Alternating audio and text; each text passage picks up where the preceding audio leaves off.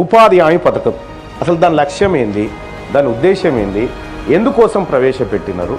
Sir Manmohan Singh గారు sir ప్రధానమంత్రిగా ఉన్నటువంటి సమయంలో ఇటువంటి గొప్ప చట్టాలు, గొప్ప ప్రయోజితమైనటువంటి ఎన్నో చేశారు సార్. అందులో రైట్ టు ఇన్ఫర్మేషన్ యాక్ట్ కావచ్చు, రైట్ టు ఎడ్యుకేషన్ యాక్ట్ కావచ్చు, ఇది ఈ ఉపాధి హామీ చట్టం ఏదైతే ఉందో సార్, ఫుడ్ సెక్యూరిటీ బిల్ ఏదైతే ఉందో సార్, ఇది 2005లో పెట్టినట్టున్నారు, 6 నుంచి అమలైనట్టుంది సార్.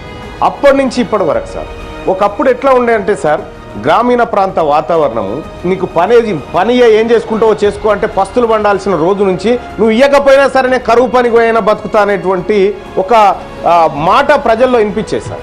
కనీసం కరువు పని చేసుకొని బతుకుతాను, కరువు పని అంటారు సార్ ఇప్పటికి కూడా. ఇది మనం పెద్ద పేర్లున్నాయి కానీ ఊర్ల పండి ఇప్పుడు ఏడికి పోతున్నా అంటే కరువు పనికి పోతున్నా అంటారు.